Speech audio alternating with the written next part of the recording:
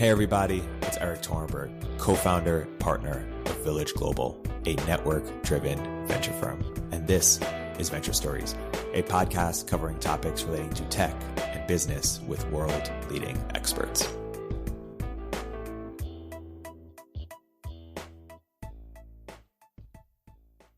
Hey everybody, welcome to another episode of Venture Stories by Village Global. I'm here today with a very special guest, Visa, aka Visakan V on Twitter.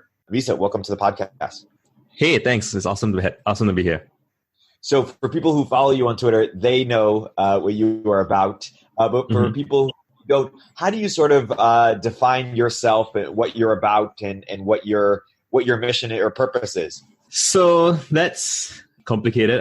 I try to have simple answers from time to time, but I guess I actually modify my answer based on who I'm talking to. But so you asked about a mission. I would say right now my mission is basically to make as many interesting friends around the world as I can, as many people who are friendly and doing interesting work, people who are nerds on whatever fronts they're on. And yeah, I'm basically it's become clearer to me recently that I'm pretty good at that. I'm pretty good at making friends. And that there is a lot of value I can create in the world by connecting people to each other, which is, I guess, you can think of that as kind of it's just a traditional networking kind of mindset. But I think about it in a very long-term way. So I don't have a specific project that I'm trying to do. I'm not, I don't have a company that I'm trying to, or a product that I'm trying to sell. I'm just a library nerd who wants to read interesting things and see interesting things happen. And so I'm just always trying to see what I can do to make that happen. And what's the difference between making a lot of friends and being famous? And also another question around sort of how many friends can one have without sort of diluting or, because attention is infinite, right? So yeah, how do you think? That's a very good question, actually. So when I was a teenager, I used to play in a band. I think a lot of people, when they start out, they have kind of simplistic ideas about their social goals, or it's a very old thing that people want to be famous. And I think what happens is people kind of conflate a lot of things at the same time. They see highly visible people who are wealthy, who are who seem to get if you're famous, you get the nice seats at a restaurant, or things seem to just go your way. And so it's interesting, there isn't really a very well, as in my experience, and I try to find good reading on this, and there isn't really a very well in my experience. I haven't found anything that's very carefully kind of disambiguates and breaks down all the different kinds of fame, of status, of all the different things you can have. And so I think a lot of people end up, if you ask teenagers or young people, they'll be like, oh, I want to be a YouTube celebrity, or I want to be a TikTok celebrity, or I want to go to Hollywood and be famous.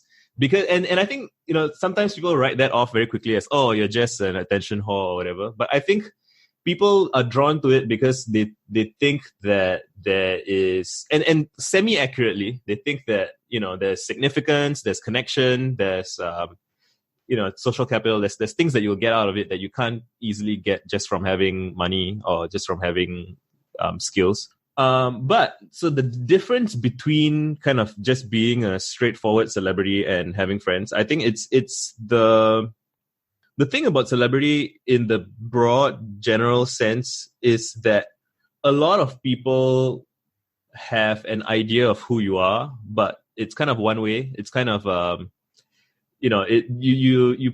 and it may or may not be deliberate on your part. I think for a lot of, let's say, music artists, the image or the identity that gets propagated is a construct by your managers, your agents, the music industry or whatever.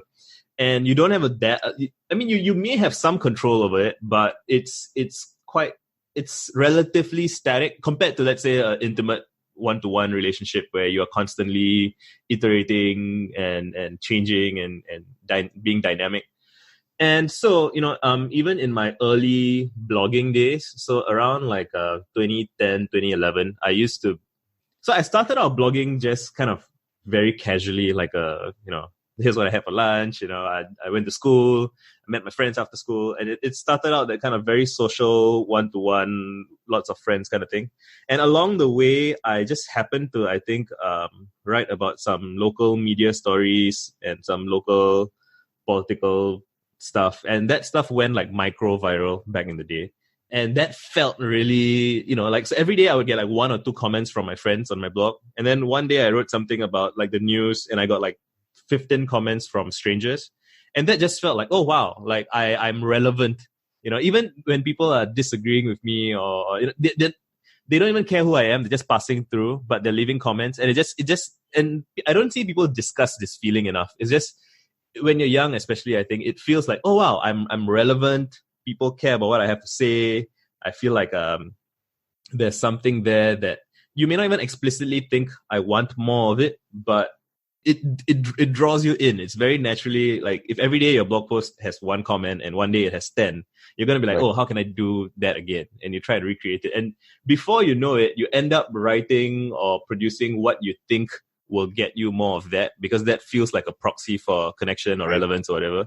And I've slightly fell into that trap for a while, and a couple of years passed, and I was getting lots of blog hits, but I was feeling like and the irony is it's actually kind of isolating because you're not really sharing what you're really thinking of. I mean, you can say that, it's an accurate representation of some subset of your thoughts and feelings, but it can spiral out into something that you didn't entirely choose or control. And, I consider myself like a student of fame and celebrity and stuff like that. And it's always interesting how, so many celebrities are so miserable and they're so, just overwhelmed with like crazy fans and haters. And it's always like, they're never quite adequately prepared for it. It always seems to catch them a bit by surprise because I think the volume is just, nobody really talks about it. And so I would say my goal is to try and I try and break down the kind of aspects of what you can get out of interacting with people. And I basically want as much of the good stuff as possible with as little of the bad stuff as possible. And I think in my experience, the best way to do that is by making kind of good friends. And so the cool thing is, so I visited San Francisco in May. And that was because a friend from Twitter said that she wanted to invite me to a dinner that she was hosting with a bunch of interesting people. And so, I announced, and I have at the time I had like maybe 10,000 followers, which is, depending on your context, either it's a lot or not, barely anything. And, I can walk down the street and nobody cares who I am. And yet, generally, I can probably go to any major city and be like, hey guys, I'm going to London this weekend, like where should I go? And somebody will be, oh, I'll bring you to have lunch at this place, and I'll show you around, I'll introduce you to who you want to meet. And that I find that has made my life way more interesting. It just kind of adds this whole extra layer of nuance. It's funny to have to explain it, because to me it seems obviously a positive. But the interesting thing is that, there's a bunch of things that I take for granted. There's a bunch of things that I have worked through that other people haven't, that I don't realize that I have. Like, what's an example there? I have always been very eager to seek connection from others. And like now when I look back and I look at the world around me, the kind of strange thing to me is that so many people are lonely and disconnected, and yet not many people seem to do what seemed obvious to me, which is that if I don't have any friends, I should go out and make friends. And I think when I talk to people about this, what I hear is, people are scared. People don't know if it's possible. They're worried about that it's going to fail, or they're going to put themselves out there and look stupid or be insulted. And I think I went through all of that very early on, like even as like a child on the internet, I think, and with friends and with playing music. And it just, to me, it just felt like it's obvious that one true friend, if you can find one true friend who really gets you, it's obvious that it's worth, going through 100 annoying people and pointless conversations to get there. And I think people don't plan that far ahead or don't kind of frame it. They try a couple of times and it doesn't work out and they're like, fuck it, this is not for me. It's not working out. But right. I'm curious, do you have like 10 true friends or 100 true friends or like 1,000 true friends or 10,000? Like, how do you think about the scale or tier? I think I have like maybe probably around 100, 50 to 100-ish. So I follow 500 people-ish on Twitter.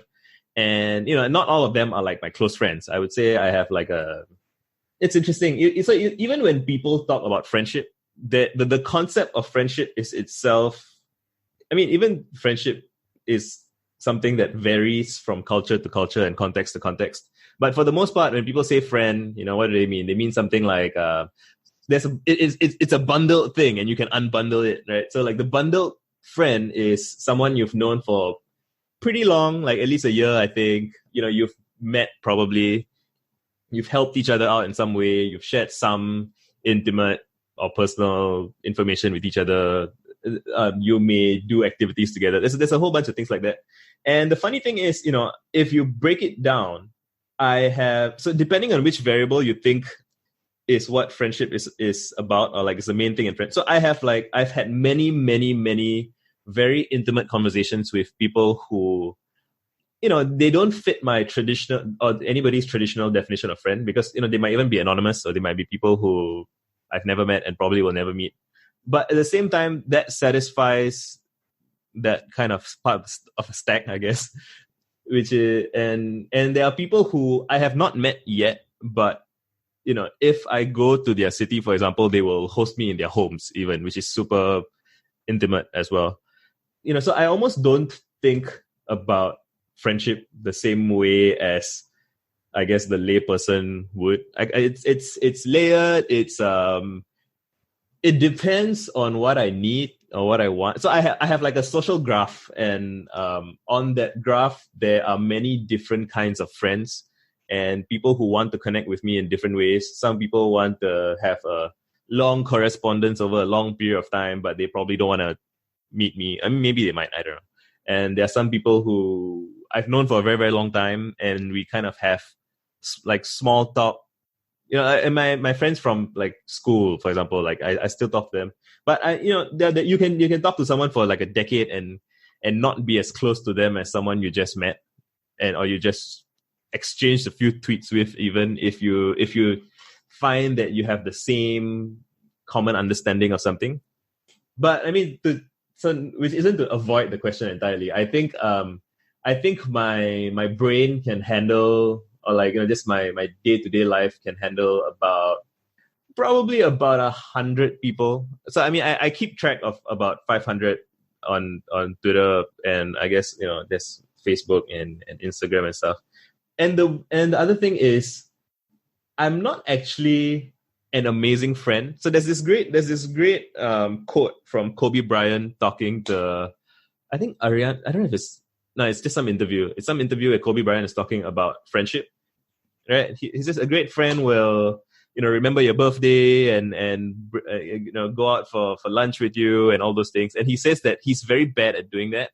And the thing is, the interesting thing in the interview is he's also careful not to valorize that or make that like some kind of like, oh, I'm so great because I'm Kobe Bryant and so I don't need. He's like, I'm just bad at it. I'm bad at like keeping up with stuff. See, so he says I have kind of peers. So he texts like other like high functioning basketball players, and he has all these kind of people that resonate in the same frequency as him, kind of like they have the same priorities, they're ambitious, and like, so those are his friends. But he doesn't have, like, there are parts of friendship that are kind of, he's just not good at, and it's not really a part of his life, and he sees it as a weakness. I believe that he's honest when he says that he sees it as a weakness.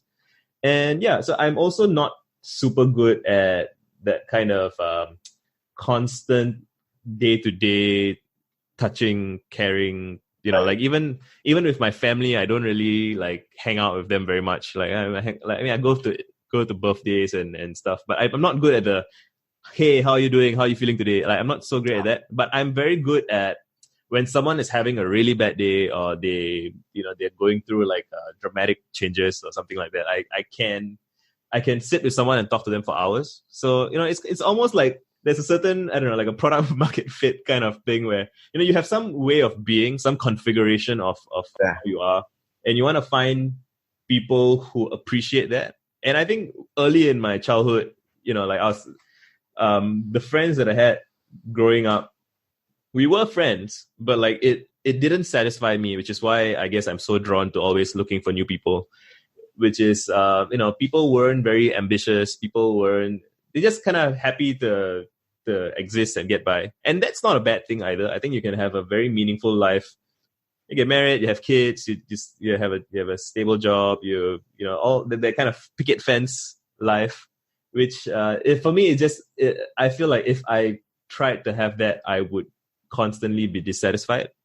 And it's funny because sometimes you see the conflicts on Twitter even, right? Like people have different priorities and different ideas about what a good life is. And very often when people encounter someone else who has a different configuration, they almost take it personally. Like, how dare you have priorities that are different from mine? And, I actually like to find people who are different, but can kind of enjoy that difference and not see it as, you want to have kids and I don't want to have kids, and that kind of thing. Yeah, it is interesting. I mean, so if Kobe Bryant's thing that his product market fit is basketball, is yours sort of like a authenticity and curiosity about the world, and then also this sort of like, meta level understanding of what it is you are doing, and analysis, like living in public and then analyzing it along the way and drawing lessons for other people.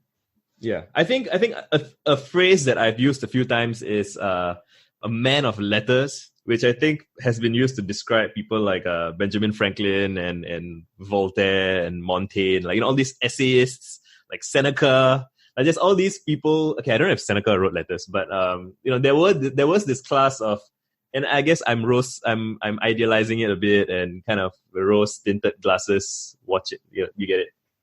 Just this idea of you're some nerd, right? I guess I fantasize about like the coffee houses in Vienna where people would go and one guy's working on a math problem and another guy's working on inventing economics maybe. And it's just this very intellectual, bookish kind of exchange of ideas. Maybe I'm imagining it and it wasn't really the way I'm imagining it, but I know that there are other people who are also drawn to that same thing. And so I'm just trying to find those people.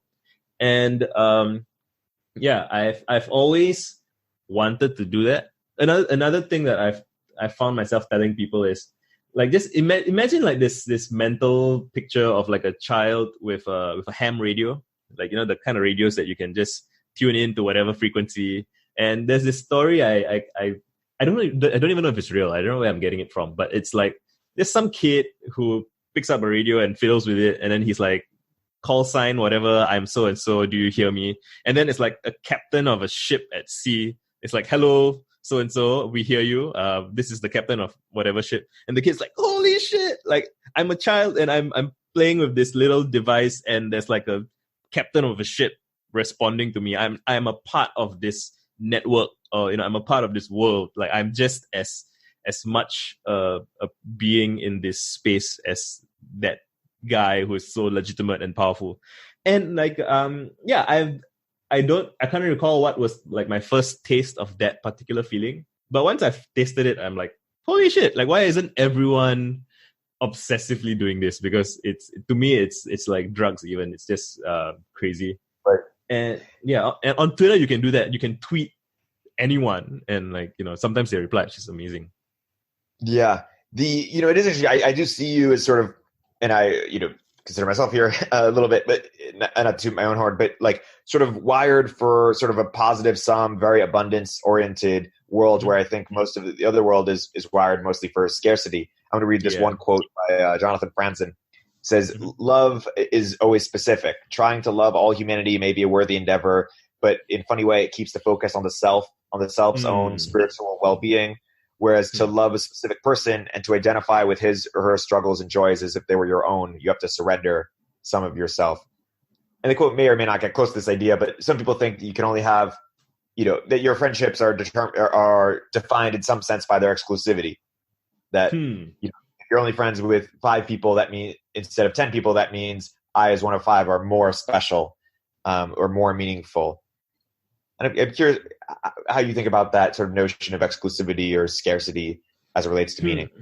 Right. So I guess the honest answer is I don't actually know for sure. I do think it's possible that, so I have friends who, so we all met when we were like 12, 13 in school. And like, I know groups of guys, for example, who I went to like an all boys school. I know groups of guys who they met when they were 12, and now that they're 29, like the same 3 or 4 guys in each cluster, like, wow, they were all the best men at each other's weddings. They're still best friends to this day, and they kind of locked into that little cluster. And I'm definitely sure that they experience a bond with each other and with that unit that I probably have never really had, and maybe with my wife, but that's like still it's a different category of relationship, and I don't actually have experience. So I have some very, very old friends, but my relationship with my very old friends tends to be, it's like we are comets passing through each other's lives like once a year, once every 2 or 3 years. Whereas these guys, they're really close and tight knit, and they probably, they share their feelings daily even. And I'm pretty sure that they experience something that I probably have never experienced. And I think that's okay. I think, and the inverse is true. Like I have experienced things that they will never experience because they don't do what I do. And I mean, it's amazing enough that when we sit down for a conversation, they can tell me about their life and I can tell them about my life. And while neither of us will entirely relate, you can kind of try to approximate it. You can kind of try to imagine what it might be like. That said, so I think there may be something to the exclusivity thing. Which, so I married my first girlfriend, and we married really young, and it's great. I highly recommend it for anybody who's, I kind of semi-jokingly recommend it because, it kind of flies against conventional wisdom, and but it's a fun kind of slightly abrasive, slightly cheeky thing to say, like, oh, you should just marry young, find the first person you like and marry them, and you get to save time dating, you get to build a long, you just have so much experience with one person. And for me, I have always been drawn away, like in Moana, like the movie, like, she's drawn, like the people in the island are happy living on the island, but she's like always drawn to the sea. So if you are drawn to the sea, then my belief is that you have to go. So it's kind of and let's talk about the sea, because just what you were talking about before, we could see a bunch of movies about, friends playing sport. Like there's a lot of, imagery for us to imagine sort of, intimate male or female bonds, Mean Girls, you cover a lot. But the sort of friendships and sort of communities that you architect on Twitter, and I sort of frequent a little bit, I think are somewhat new. Like I think it's this somewhat sort of like, meta sort of, like the community that Anna is creating. Talk a little bit about, you've been on Twitter for a while now, even the last few years, how have you seen it evolve in terms of what types of characters or what types of conversations or communities are being formed because of it, and what that looks like and portends?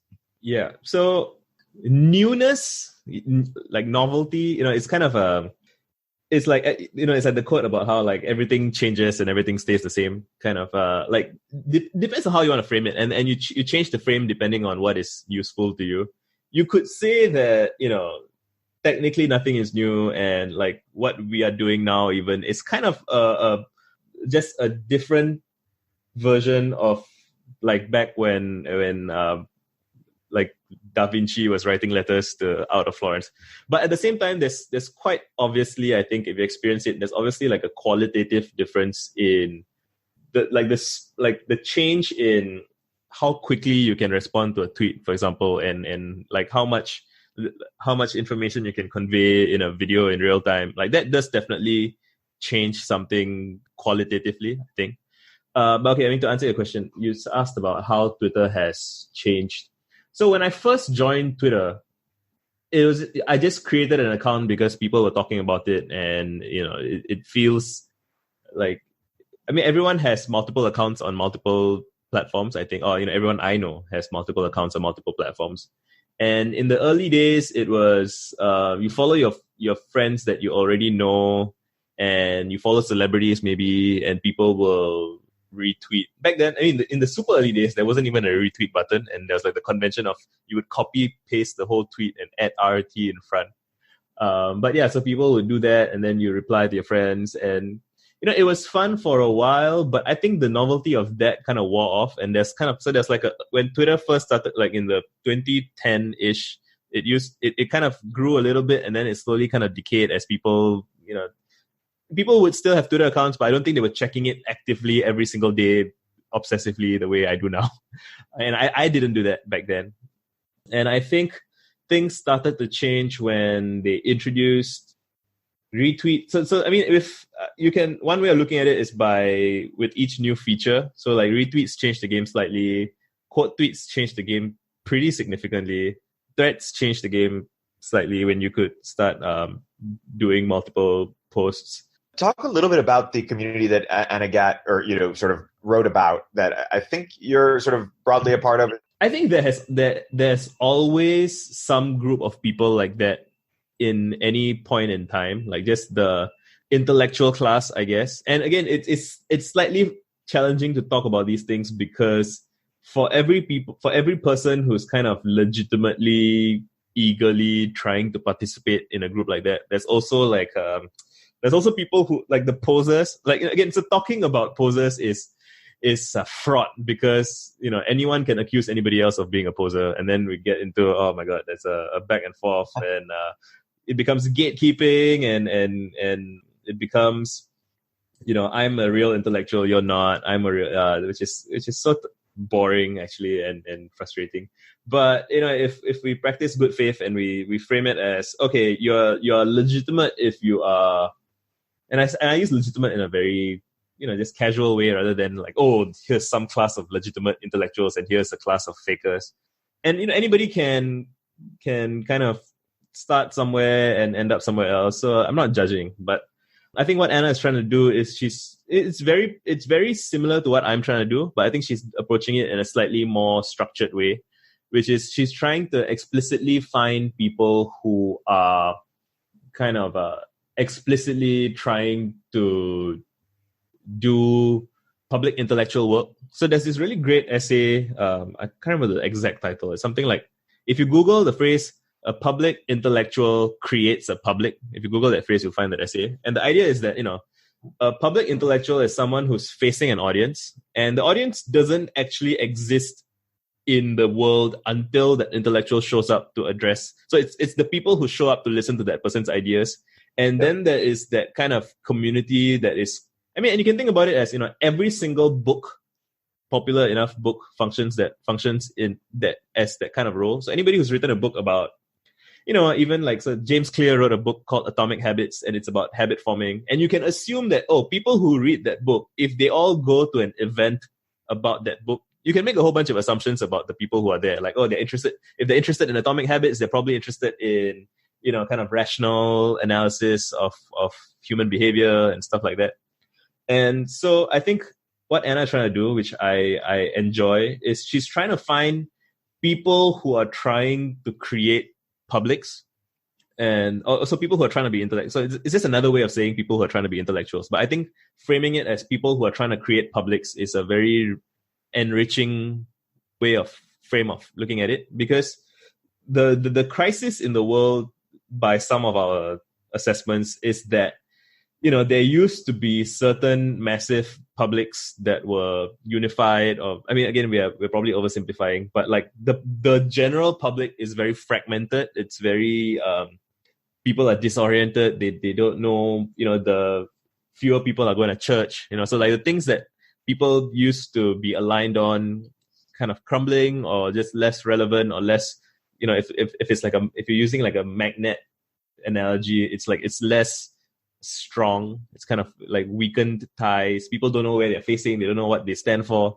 And so I think Anna is trying to find people who are trying to do the work of building communities, and again, community may not necessarily mean like, oh, you're like a like CrossFit or something where people are really actively, like showing up every day and doing an activity and like it's almost slightly culty. It could even just be a very loose community of like a generally wide group of people who kind of generally agree on certain principles of public engagement or certain principles of how governance in a nation state should be or something like that. It's never been easier. So it used to be the case that if you wanted to be a public intellectual, you needed to have some form of output. So, I mean, I guess you can, back in the day, long ago, you might literally be a street corner preacher or whatever. So, I mean, anybody can do, because of Twitter and YouTube and whatnot, like anybody can now, have a message and have it be shared widely. And that allows you to, which is it's still crazy. Like, I still sometimes think like, wow, like this is an option that we have that, like, 20 years ago, it was so much more difficult. Like you need to go through all these gatekeepers and you need to find a publisher, or you need to get yourself a TV show maybe to get to a large audience. And now like anybody from his bedroom can be tweeting or making videos and you can build out that thing. And so I guess, so there are a lot of people who would be good at this, but might not realize that they would be good at this. And so I think what Anna is trying to do is find people who have the potential and the capacity and who have something meaningful to say, and kind of like teach them, like coach them, support them in helping them find their voice or find their platform, find their people. And because when you do that, then I guess the hope is that we can like kind of soothe the frothing masses and give people things to orient around and kind of engage in different communities and so on. On that note, I see Twitter as sort of like the closest thing we have to a permissionless sort of global brain. Or like for sure. Brain idea journal. Is that how you see it too? For sure, yeah. It's every morning I wake up and pretty much one of the first things I do is check on Twitter. And it just feels like it just feels so, I've described it as transhuman even. And particularly for me, because like I make so many threads and I have like nested threads of threads and so on. Like every day I find new people who have discovered some old tweets that I've done. And, I have a tweet about how like, when someone favorites a bunch of old tweets of mine, and you can take, it's like a choose your own adventure. You can go through one thread and then go through another thread. And like every time somebody favorites an old tweet of mine, like that tweet is somewhere in my brain, right? Like the set of words or whatever, the idea is somewhere in my brain. And when they favorite it, like it feels like that part of my brain lights up. And like, I'm reminded of that idea, and I find myself thinking about it again, and I may want to elaborate on it. But whatever the case, it just feels very almost like cyborg reality. Like, like normally when you, yeah, it's just amazing. It's super, and it feels powerful. It feels exciting. It feels like sometimes it feels like it's a part of me. Sometimes it feels like something outside of me that I can interface with, that it's just mind-blowing. I don't know if that's useful, but it's amazing that it exists. It's amazing that it's instantaneous. And, right now, like it might sound dramatic, but anybody can, you can go on Twitter, find someone somewhere else in the world even who might be working on something that you care about, or who might be, who has the answer to a question that you have, or who has, and you can find them and you can make friends with them, and they can change your life potentially. And you like that possibility is always in the air for me with Twitter, which I don't know if lots of people relate to, but I'm always finding the other people who relate to this, because each new person like that I add into my social graph makes the whole experience even more epic. It is great. I mean, what Twitter also shows is just how unprepared we are to have conversations or disagreements with other people, or just how poor we are, or how we don't learn the sort of meta skills. We get offended easily. We assume the worst, passive aggressive, etc. going back to making friends, what do you think you sort of uniquely understand or appreciate or have a skill around making friends that you think if other people followed, they would do a better job making friends? Right. This is a great question, and there's so much to say that I might end up writing like a whole book about this, I think. But to try and cliff notes it a little bit, where does it start? What's the most important thing? I think the most important thing is, well, okay, so there's the technical side of things, which is kind of like how do you manage the small exchanges that, like, how do you reply, basically, right? Or how do you, but even before that, I guess, to do that, you have to believe that it is worth doing. And a lot of people don't even believe that it's worth doing. But, so I have a thread about how I manage disagreements. And, so a simple model of disagreement is we each have different life experiences, beliefs, experience, whatever. Let's just say different life experiences. And so when we encounter the same event or stimuli, we each then process that stimuli from our respective life experiences, and then we each have a belief or an opinion about that event based on our experiences. And because we have different experiences, we have different ideas, and those ideas will cause a disagreement, right? And the problem is, most people, when they have a disagreement, they are not very interested in understanding the other person's life experience.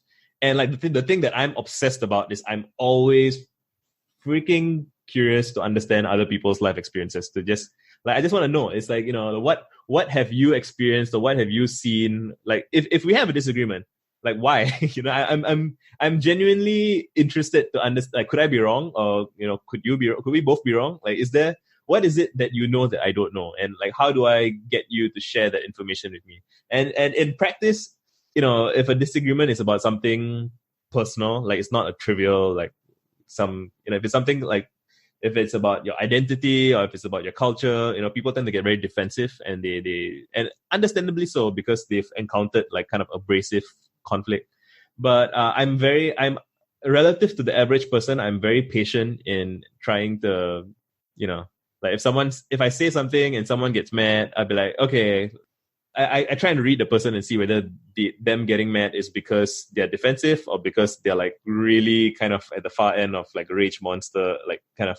And if I had infinite time, I believe I would be able to eventually get those people to come around. But like, time is precious, so I have to prioritize the people who I think I can kind of come around to. And yeah, so I just want to very often with average, like ordinary people who aren't rage monsters.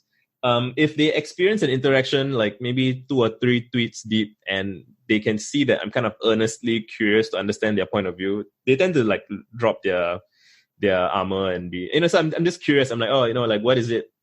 What makes you see that? Or like, what is it? What am I not seeing? Or, I will restate kind of my experience / belief. So I'll be like, so I say something and someone says, oh, that's stupid. I'm like, oh, okay. What am I not seeing? I'm coming from it this way. Where you come from? And yeah, half the time people just don't even reply.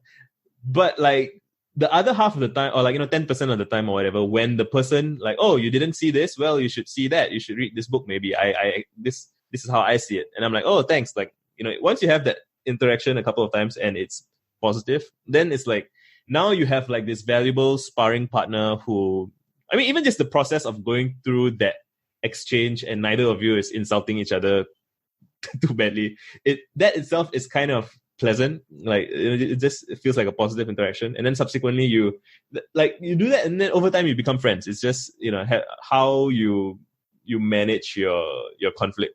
So I think I have another thread somewhere about how there are people who I have never had strong disagreement with, but I find them inaccessible. Like I just can't get to them, because when I ask about their experiences, they just don't respond at all, which is their right. No one is entitled to another person's experiences. But like, we might have like a very mild disagreement, but you don't want to talk about it, and then we can't progress. Whereas I've also had like very heated, intense disagreements with some people, but like because we each have strong feelings about the thing that we're disagreeing about. But like because of the way we are disagreeing and like asking each other those questions, at the end of it, you're like, wow, you're like great friends, because even though you have different positions, you each had put in the effort to share your point of view with the other person and try to get them to see your way and you try to see their way. And yeah, so that's, I don't know how many people even consider that this is possible. And, there's layers to this. So a part of it is recognizing that your own mental model of the world is flawed no matter what and imperfect. Like some people don't even consider that, and that if you don't have that kind of first principle consideration, then you're never going to be able to have that constructive disagreement. And this was sort of the meta level framing that I was referring to. I feel like this is relatively new in our culture, where we can talk about things like this at a meta level that be somewhat common.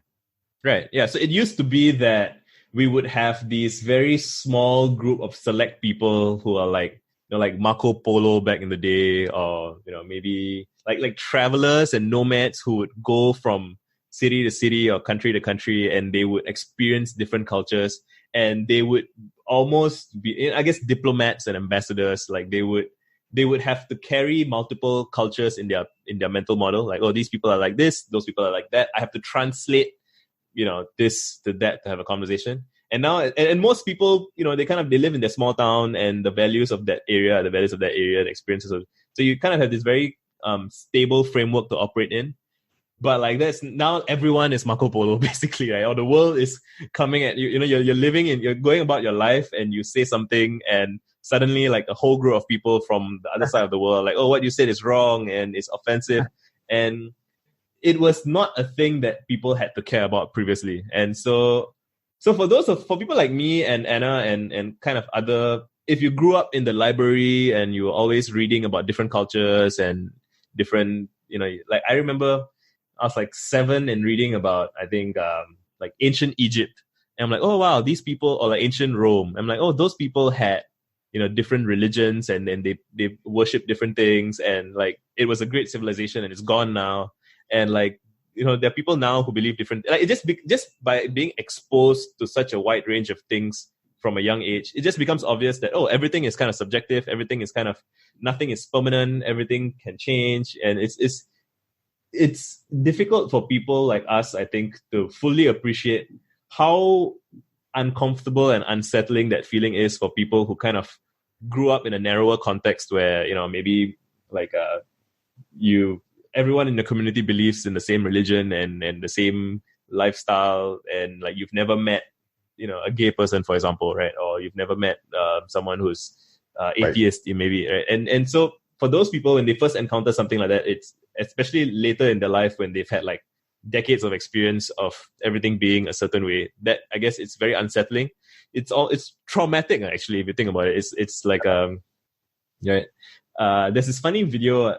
No, I mean, yeah, just I don't want to segue too far, but just there is something fundamentally unsettling and traumatic about encountering something very different than what you're used to. And I think people don't have enough sympathy for that. So I try to be as sympathetic as I can. And again, it gets meta because that's true kind of at an individual level, but people will also weaponize. So everything will get weaponized in some way. So like I can say, so right now I might say we should sympathize with people who are not comfortable, who are not used to the world changing around them. That's true. But at the same time, like how long must you wait, right? For people who are kind of refusing to change and refusing to listen, and it's easy to use the statement we should sympathize with them to kind of entrench. Justify.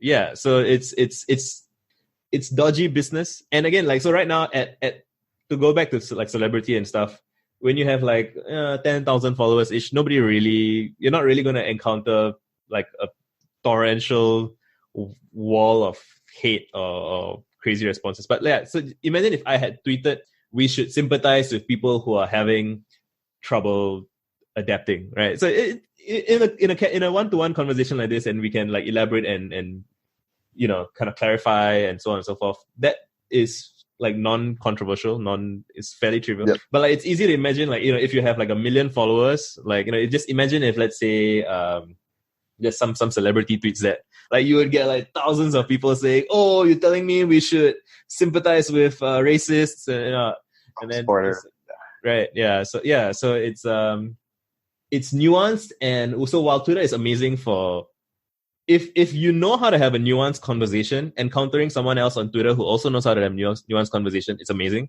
But there are lots of people who have not learned how to do that and are probably not interested in learning how to do that. And so we have to navigate that as well as we can. I think everyone chooses kind of a point on a spectrum of how much they want to engage. And at the far end, I think you have like the Nassim Taleb kind of I'm going to block every imbecile that doesn't understand. Which I try to be sympathetic to that as well, but you have to navigate somehow, and you have to make decisions somehow. So you prioritize based on your values, based on your mission, I guess. We have about 10, 15 minutes left. I want to make sure we cover a couple of your big ideas. A couple of them come to mind for me are project management, and then Zen detachment versus strong feelings. And let's start with product management. You say sort of a lot of life is product management. Relationships is product management in a way that, what do we not fully appreciate or understand about product management? I'm not very good at managing projects to begin with. So I grew up as a very kind of scatterbrained, obsessive book nerd, I guess. And so I did very well in school early on, but then later on when it got more complex, I didn't.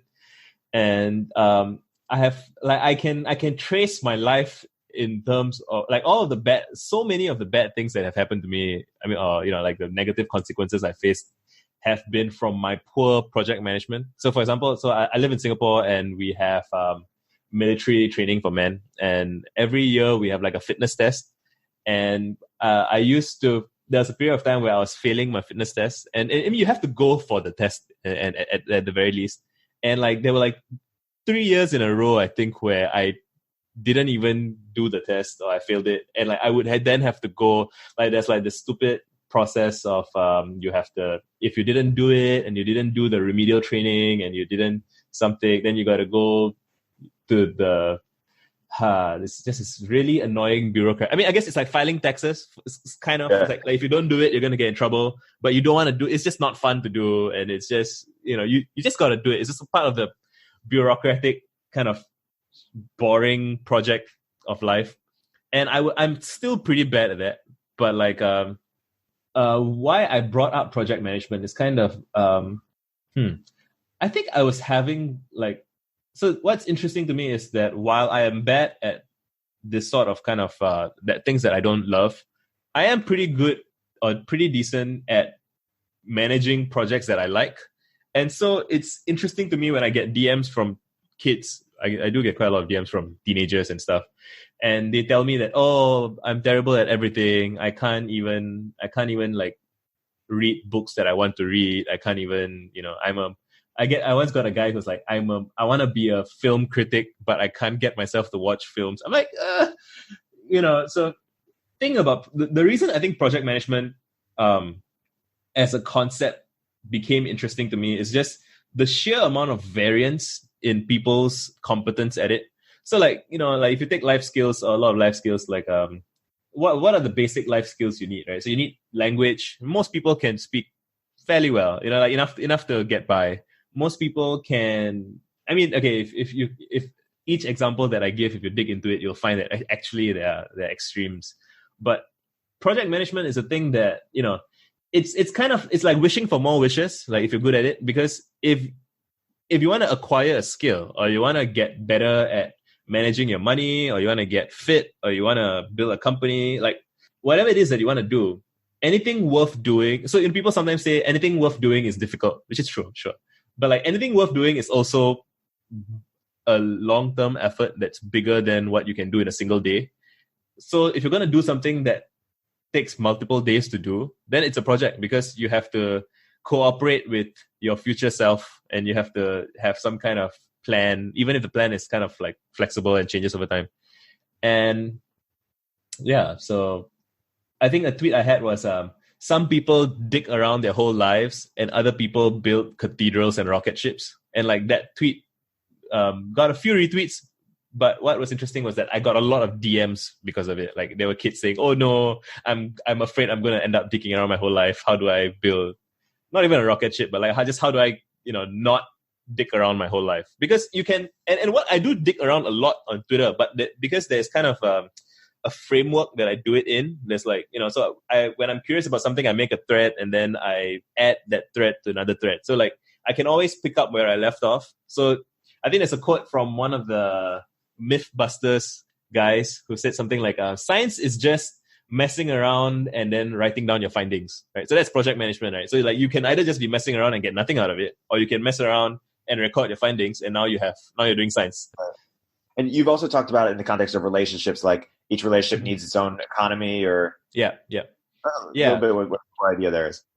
Right. So I got married young, and my wife and I wasn't great at kind of doing the day-to-day work of kind of maintaining a marriage. And again, people don't really talk. I mean, I feel like I'm sure if you go looking for it, you can find resources, but like in kind of mainstream conversations, you don't really see people talking about these things. And, like divorce rates are so high and so many people are in unhappy marriages and stuff like that. And it's just kind of, if so many people are getting divorced and so many people are unhappy in their marriages, like clearly there's some missing element. And, so I thought about it a lot, and I did a bunch of reading.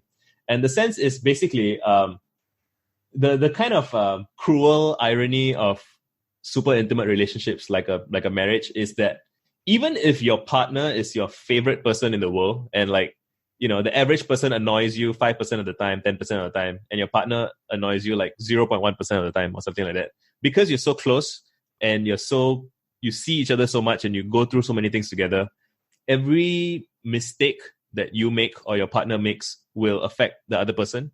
And so it's very easy to end up being upset with the person who upsets you, who statistically upsets you the least, but because of raw base rates, like you meet them so much and you go through so much together, like the number of opportunities you have to upset each other or to cause each other pain or frustration or distress is so high that over time it's like inevitable that your spouse will upset you and hurt you more than anybody else. Like just the person that's closest to you is gonna hurt you the most. And so you have to have some system of dealing with that. And if you've never had such intimate relationships, so if your family was dysfunctional, which is like, so family is like the first set of relationships where it's so closely tied up, like mother, child, father, child, parent. And yeah, so I think what happens to a lot of people is that they are not trained, basically. They're not trained to manage conflict. They're not trained to... So most people's way of dealing with conflict is to walk away or to avoid it or to ignore it, because that does work for most interactions with strangers, but it doesn't work when you're both in the same house, in the same life. And so again, like no one really talked to me about, like my own parents didn't talk to me about this. But yeah, so you need to figure out, so if you want to be married and be happy, and you need to find a way to, you know that you're going to upset each other. So you can't avoid upsetting each other. So you need to have a system for managing the inevitable conflicts that will happen and managing the inevitable frustrations that will happen. And it's also, you will feel like, you're married. So, you can, like, you're tired. You come home from work and you're tired and you're like, let's not do this today. Let's do it another time. Let's hit snooze on difficult conversation. And yeah, you just keep hitting snooze. And then the next thing you know, you don't love each other anymore and you're just unhappy. And so again, you need, project management is about recognizing that you can't hit snooze indefinitely. So you need to kind of zoom out and see the process of what's going on, and that you can't keep hitting snooze on a difficult conversation. So what you can do, you can schedule, like once a month, we're going to go for coffee together and have all the difficult conversations that, we kind of don't want to have day to day. Or you can be like, if a difficult conversation needs to be had, let's drop everything and have it. Like, so there's no kind of one size fits all rule, but you need to have some system, because if you don't have a system, then you are just allowing randomness to push you around. And yeah, so, and if you, I'm sure that there's like a marriage counseling Twitter, and you'll find people disagreeing, and some people are like, oh, you should never go to sleep without having the difficult conversation. And some people are like, oh, you should always schedule, and then they'll have a fight about it.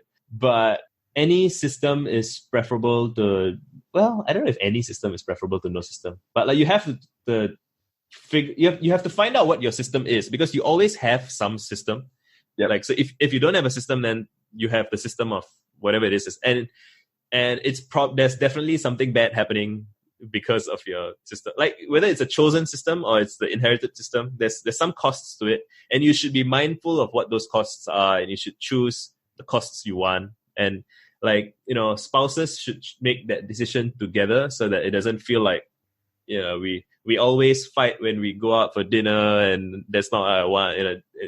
The meta, very often I think people actually can handle disagreements and frustrations pretty well, but it's how those frustrations get dealt with that become even more frustrating. So it's very often like, I think there's this famous scene in that movie with, I don't know how famous it is, but it's a Jennifer Aniston movie about a breakup, I think. And like, she comes home and her boyfriend's playing PlayStation, I think. He's playing some video games. And she's like, oh, did you do the dishes? And he's like, oh. I mean, they end up having a big blowout fight over the dishes, and they break up. But it's not really a fight about the dishes, right? Nobody actually cares about dishes that much. It's more of, it's what the dishes represent about the state of the relationship between the people. And like, do you respect me or do you not? Do you care about what I care about? And so on and so forth. Yeah. So last question. You wrote this post a few years ago about your sort of evolution, the pendulum between having strong feelings and embracing that versus, striving for sort of Zen detachment. I'm curious, a few years ago, what you sort of think now is sort of the ideal balance of when to sort of lean into strong feelings versus when to deploy Zen detachment. Right. So I think this is probably the hardest one of, like, it's a manifestation of the hard question in life. So there's many different. So if somebody asks, like, what is the hard question of life? It's like, oh, there's many different ways you can express it. But that is one of the expressions, which is basically, asking, how should I feel, or how should I respond to life? And I think you almost spend your whole life learning and figuring that out. And there's this quote I like by Nisargadatta, I think. It says, love tells me that I'm everything, wisdom tells me that I'm nothing, and between the two banks flows the river of my life, right? And it's like, ooh, it's so profound. But it's just, I mean, so what does that mean actually? It means that, like, and another thread that I have that's kind of in the same spirit is how open should you be with your friend? I guess it's the same topic. It's like, how intimate should you it was about chill, the concept of chill. And like, the one tweet I had was, if you want to have deep, intimate relationships with people who are going to ugly cry at your funeral, like, it requires the opposite of chill. Like, if you have a chill friendship, like, your whole life, then when you die, they're going to be chill. So, oh, he's dead. Okay. Which is, yeah. But at the same time, if you're, there's, on the other side of it, like, you can't say, oh, I refuse to chill, and therefore with every relationship I have, I'm gonna be super dramatic, and I'm gonna, like, you ask me how's your day, I'm gonna freaking tell you my entire, like, unpack all my trauma for you. Like, that's also not ideal for how you want to have a relationship. Like, nobody wants a friend who's like bleeding all over them all the time. Like, that's rude, right? So, it's a bunch of different metaphors. Sometimes I use a pendulum metaphor. Sometimes there's a tightrope balance metaphor. There's a lot of different ways to frame it. And I think actually what I currently like is the idea of like an OODA loop, which is like the fighter pilots observe, orient, decide, act. And then when you act, you observe again. There's like this loop of, it's kind of a very active responding to reality kind of. It's like dancing. So dancing is an OODA loop. Like, you have to, or playing music. Like, there's no, like, so if somebody asks, when you're dancing with someone or you're playing music, like, should you play loud or should you play soft? Like, it depends. It depends on how the vibe is going. It depends on, and you want to be reading the room. And the room here is anything from, your emotional state, your friend. So again, you when you meet someone and you sense that they're having a very bad day, you might, okay, I'm going to hold back on the funny joke I was going to tell them, that kind of thing. So you want to get better at reading a situation, at reading a room. And again, this takes life experience, right? Because you might think someone is being chill, but actually it's the calm before the storm of they're chill because they're angry, and like that kind of thing. You can't really reduce it to like a simple playbook because it takes experience, it takes reflection. So I think how I would talk to, let's say, some kid. I frame a lot of things in terms of what will I say when a kid asks me about it, because I get it's a useful thing. And if a kid asks, "Oh, Visa, how should I manage my feelings? Should I be passionate or should I be zen? Should I be, And I'd say, the first thing you want to know is you want to come, if you have the space for it, you should make space for it if you don't have space for it, is to come to an honest assessment of your own state, which is so much harder than people realize it is, because it's very easy to think that you should feel a certain way or think that you shouldn't feel a certain way, and kind of, like, should you be offended about something or should you be upset about something? Someone called you a name. Should you let it slide and not care about it, or should you, stand up for yourself? So you have to kind of go away a little bit and reflect on your own. And I recommend journaling and just figure out what you feel or what you think you feel. And then but that by itself is not entirely reliable, because you're a biased person writing about your biased feelings, and there's like this kind of you get it. There's a bias there that you can't escape. And so once you kind of have your hypotheses about what your feelings are and what your state is, and what do you care about, so even your preliminary answer to your own question of should I be zen or should I be passionate or whatever, then you go and you talk to your friends, for example, and you should hopefully you have a slightly diverse set of friends, and if you don't, you should try and diversify your friends a bit, because if all of your friends are from the same kind of context, they may have a systemic bias where they're all missing the same point or they're all saying things the same way. So you try and ask a few different people about what they think, and ask them how. And ideally you want to get responses both positive and negative. And you see how this itself becomes this massive project of trying to find out just what you think and how you feel. And again, you're never gonna solve all of it. And then you want to do some reading. You want to consider. I would say consider the extremes, because it's like a barbell strategy, right? So I think some people fall into the trap of trying to have like some kind of middle way of, not too chill but not too passionate, which is shitty, because then you just kind of miss out on the best of both worlds, or you get kind of like a lukewarm nothing. So I would say, if you haven't experienced any passion in like, I don't know, some time frame, let's say for me, maybe like a month, but maybe 3 months, whatever, like just if you haven't felt any strong feelings in a year, that's troubling.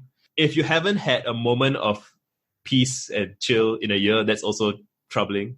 So because like, you expect variation in the human condition, right? So you want to, so the pendulum swings whether you like it or not, actually, by like the natural state. It's flowy, and a lot of us, I think, expend a lot of energy trying to stabilize things, which isn't a bad thing. So again, this, like any point I make in this context, like the opposite point is probably also true in some context. So it depends on the context.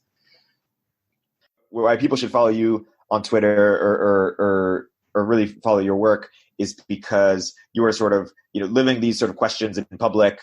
You are learning as you are doing, and you are sort of pushing the boundaries of authenticity, of curiosity, of connecting with others in ways that other people can model, see what they do like, see what they don't like. Yeah, I think it's pushing us forward. If I thank you. So I appreciate that very much. Yeah. So Visa, for people who want to learn more about your work, they can follow you at VisakanV. They can also check out your work at visakanv.com. Thank you so much for coming on the podcast. This has been a great episode. Thank you for having me. It's a great conversation.